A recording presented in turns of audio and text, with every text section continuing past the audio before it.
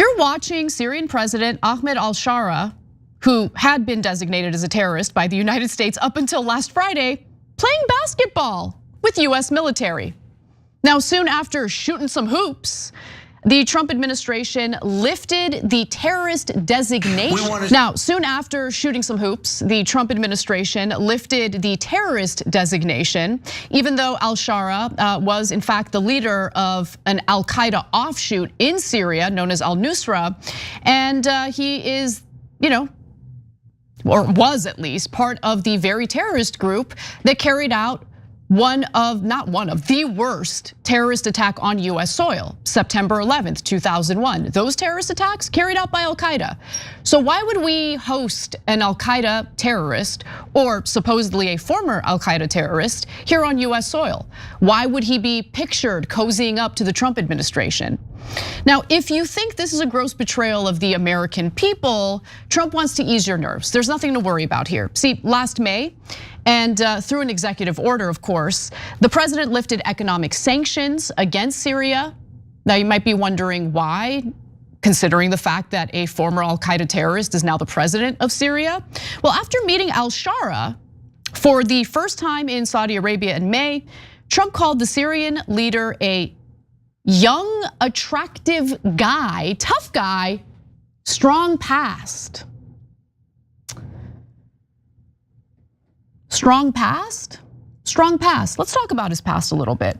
Tough guy with a strong past. Okay, so look, in anticipation of the US invasion in Iraq in 2003, Ahmed Al-Sharaa was recruited in Damascus to fight the United States in Iraq. Now, that recruitment was very appealing to him because he did, in fact, join Al-Qaeda in Iraq in fighting our soldiers in that country, in that war that we shouldn't have started in the first place. Let's be clear about that. Of course, Iraq had nothing to do with 9/11, but nonetheless, you have this young Syrian guy, this young attractive guy with a tough past deciding to join Al-Qaeda and essentially fight our soldiers. Now, he joined AQI, which is a particularly brutal affiliate of Al-Qaeda, and the group was later renamed the Islamic State of Iraq, or ISI. Now, AQI was even reprimanded by Al-Qaeda leadership in 2004 due to the amount of bloodshed the affiliate was responsible for. So this affiliate apparently went too far even for Al-Qaeda leadership. Al-Sharaa quickly became, again, part of this Al-Qaeda affiliate.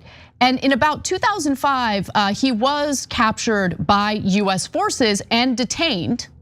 Later, he was released, and he spent much of his time when he was behind bars, essentially plotting to overthrow Bashar al-Assad, the former leader of Syria. And guess what? He succeeded in doing that, obviously with the help of the United States.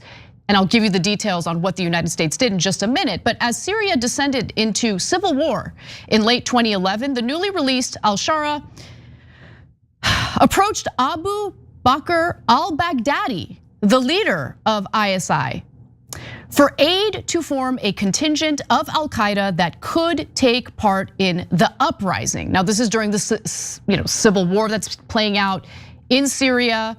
He's very much engaging in it, and he's engaging in it as part of an Al-Qaeda affiliate. Now, Sharaa formed the conspicuously named Nusra Front in early 2012 and recruited young Syrian fighters who were not aware of his connection to Al-Qaeda.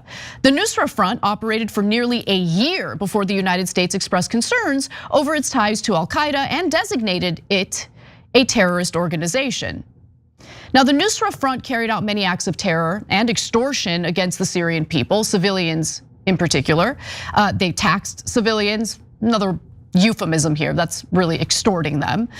They looted factories, they conducted kidnappings, they held hostages for ransom. That's basically how they made their money. And giving his first interview back in 2013, Sharaa made clear that the Nusra Front intended to impose a fundamentalist interpretation of Islamic law, Sharia, across Syria, and that there would be no room for religious minorities such as Shias, Alawites, Christians, or Druze. And in fact, there have been some killings taking place in Syria under his leadership of Druze, of Alawites.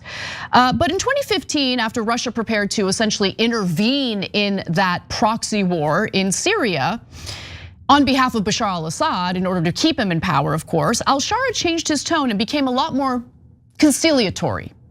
And in 2016, he showed his face for the first time and essentially announced that he was breaking ties with Al-Qaeda. So all is good, I guess. He broke ties with Al-Qaeda back in 2016. I guess we can just forget about what Al-Qaeda did to the United States. Then he persuaded other rebel factions to essentially fall under his command in a merger referred to as Hayat Tahrir al-Sham, or HTS, which also committed horrific acts of torture in Syria.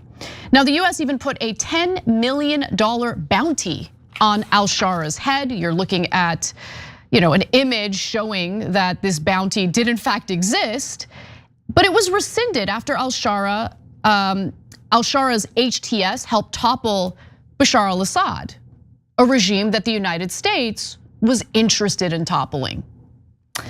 So that led to a shift in US foreign policy towards Syria, which Israel and Turkey were super jazzed about. Turkey did annex portions of Syria, so did Israel, but Israel has other motivations in mind that I'll get to in just a second. Now, yesterday, the former Al-Qaeda terrorist visited Trump in the White House, and Trump had a fascinating take when he was asked by journalists about Al-Sharaa's past. Take a look. We want to see Syria become a country that's very successful, and I think this leader can do it. I really do. I think this leader can do it. And people said he's had a rough past. We've all had rough pasts, but he has had a rough past. And I think, frankly, if you didn't have a rough past, you wouldn't have a chance. A rough past with terrorism? We've all had rough pasts? I don't know. I think most people don't have a rough past that includes killing innocent people or fighting against American soldiers in Iraq. I'm just gonna venture to say that. Now look, before I continue, I wanna be clear about something. I'm not looking to go to war with Syria at all. But I'm also not interested in having anyone that has ever had any relation to Al-Qaeda here on US soil. It already happened a few weeks ago during the UN General Assembly when Al-Sharaa was welcomed with open arms by the Trump administration in New York City, of all places, where of course the 9/11 terrorist attacks happened and killed thousands of our own people. How about we don't do that? And more importantly, how about the Trump administration explain to the American people why it is that all of a sudden we're willing to forget the fact that this guy engaged in terrorism, had a $10 million bounty on his head, and was in fact part of a terrorist group that carried out 9/11. Like, how about you explain to us what changed? The problem is, if the Trump administration came forward and was honest about that, well, the American people probably wouldn't like what they're gonna hear. So I'll do it, because I think it's important for people to know. Because our relationship with Al-Sharaa has nothing to do to benefit the American people or this country. It does have to do with what's currently transpiring in the Middle East. So I'll get to those details in a minute, but the White House wasn't the only place that Al-Sharaa visited while he was in the US. According to reporting by The Dissident and other media sources, of course, during his trip to Washington, Al-Sharaa met with Republican Congressman Brian Mast, the pro-Israel congressman from Florida. There he is, pictured with Brian Mast.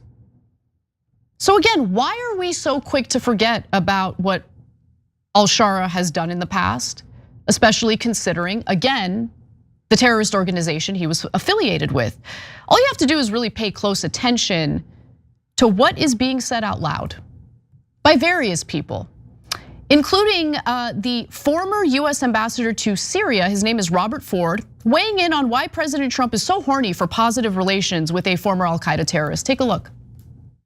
Why is Syria so important? Why do you think it's been taken so seriously as a dossier by the Trump administration? I think the Trump administration in the Middle East is still very concerned with the counterterrorism dossier. And so Syria plays a big role in that.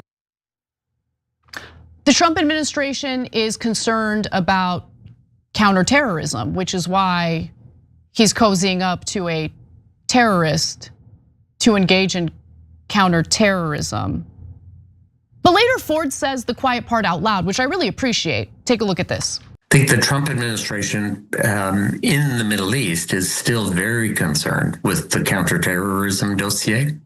And so Syria plays a big role in that. I should include there Hezbollah and Iranian influence.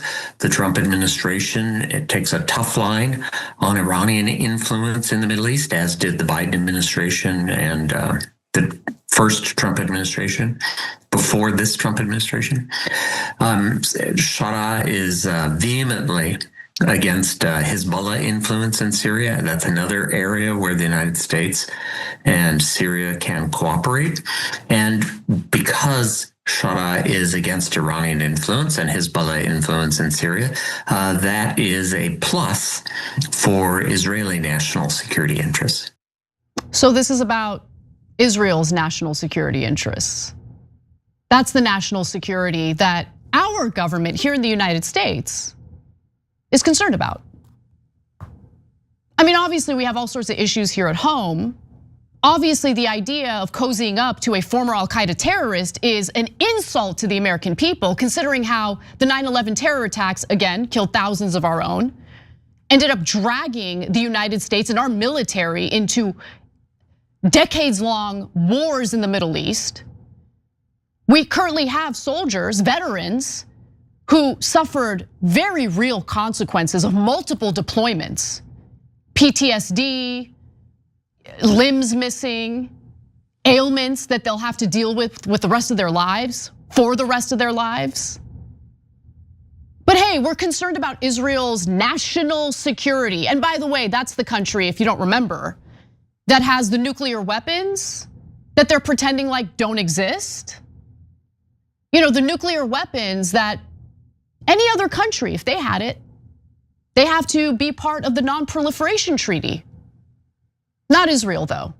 They're not part of the non-proliferation treaty, but they're the victims always. They're always the victims, they're always unsafe.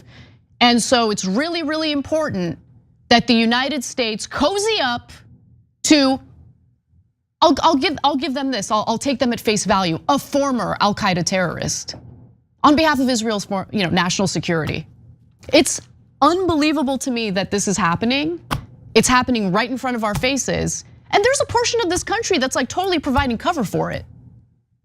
How is it not insulting to have a former Al-Qaeda terrorist on US soil in New York City at first, and then weeks later in Washington, D.C., in the White House, playing basketball with members of our military, and then people get real upset when conspiracy theories about 9/11 start to swirl.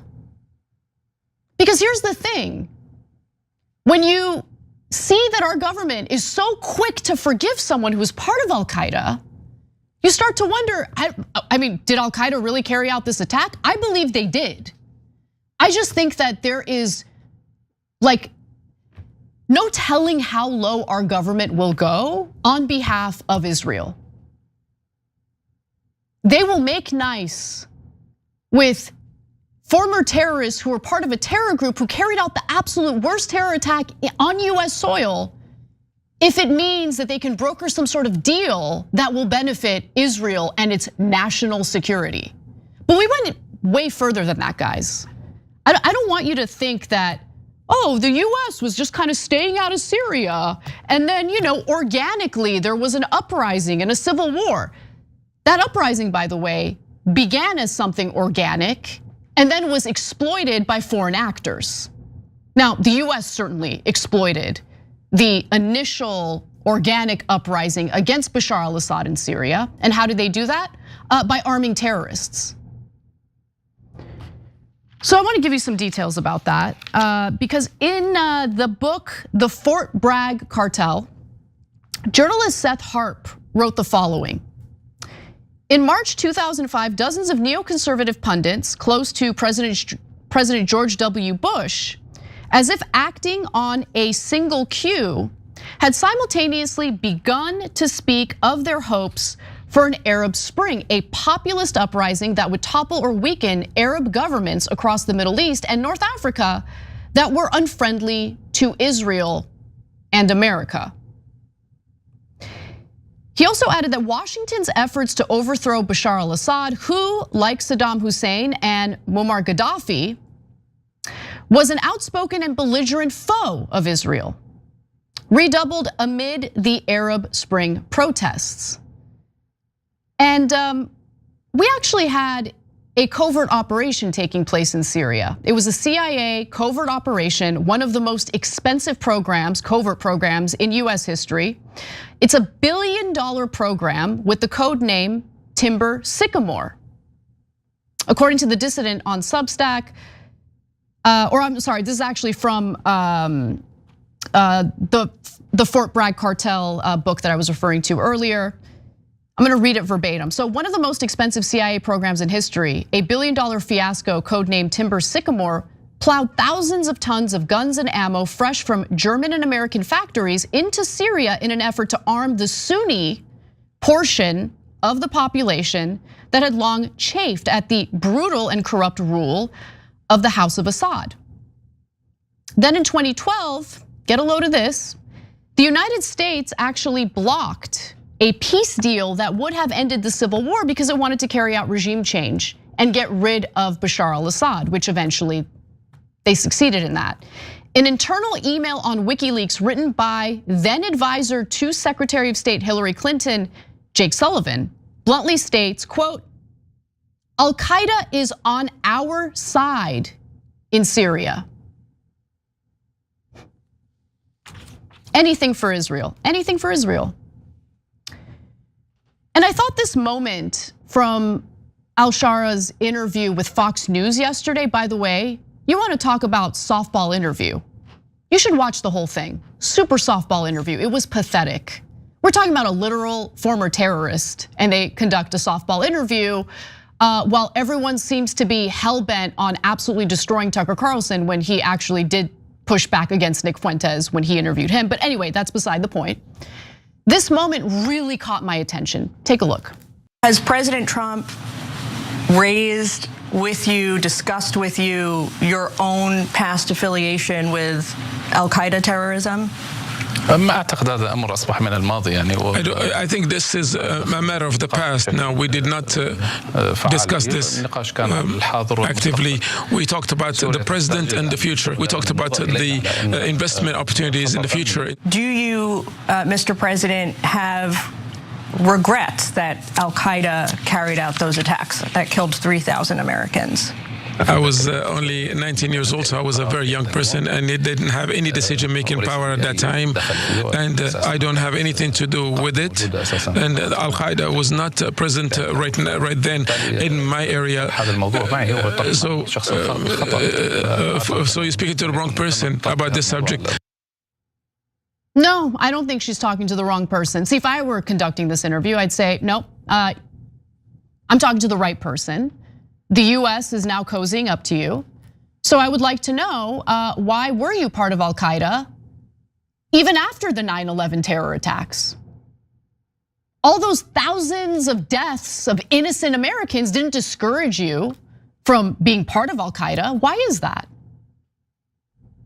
And the fact that President Donald Trump didn't talk to him about his terrorist past in private conversations is telling, especially as this guy goes around, our president goes around and talks about how hot Al-Sharaa is. He's a good looking guy, tough past. And look, none of this should be surprising. In fact, aiding and abetting terrorist militias seems to be a hobby of the United States and Israel. In fact, Israeli papers, including Israel Hayom, report that the United States is turning to the anti-Hamas militia known as Abu Shabab to maintain order in Gaza. That's interesting. Now, he's the leader of the popular forces in Gaza, has admitted on the record to looting the humanitarian aid that Gazans so desperately needed. And by the way, popular forces are armed in Gaza thanks to the Israelis. Now, the 31-year-old Abu Shabab, a previously unknown member of Gaza's Terabin Bedouin tribe, escaped prison around October 7th, having been imprisoned since 2015 for drug-related charges. Drugs are reportedly smuggled into Gaza through Egypt's Sinai and, according to analysts, are run by ISIL-affiliated groups. This has led to a widespread belief that Abu Shabaab has ISIL or ISIS links. But Abu Shabaab's alleged affiliation with ISIL has not been an issue for Israel, and apparently it's not an issue for the United States as well. Right now, the Trump administration is trying to convince you that we're making nice with Al-Sharaa in Syria because he's gonna help us fight ISIS. So if that's the case, why are we arming a guy with links to ISIS in the Gaza Strip? Just curious. The reason why people believe in conspiracy theories is because our own government is lying to us. They're making nice with people who have harmed us in the past. And they will sell us out at a drop of a dime to please Israel, to please their donors, to please themselves. This government does not care about us. And I'm not talking about a partisan issue here, because Biden was just as bad when it came to this issue. So that's what we're dealing with here. I hope Al-Sharaa enjoyed playing basketball with members of our military at the White House yesterday. We as Americans should demand more from our government. The reason why we get treated the way we do is because we allow it to happen. We allow our government to convince us, to instill so much fear in our minds that we give up our civil liberties in the name of national security. And then years later, the very heart of what led to that fear, the very terrorist group that led to that fear, all of a sudden, all is good. All is good. It's crazy, man. But that's the reality of this situation. So I don't want to hear from anybody who claims that Zoran Mamdani is a dangerous jihadist, but has been super silent, or even worse, has provided cover for the Trump administration, again, cozying up to a former Al-Qaeda terrorist. Every time you ring the bell below, an angel gets his wings. Totally not true, but it does keep you updated on our live shows.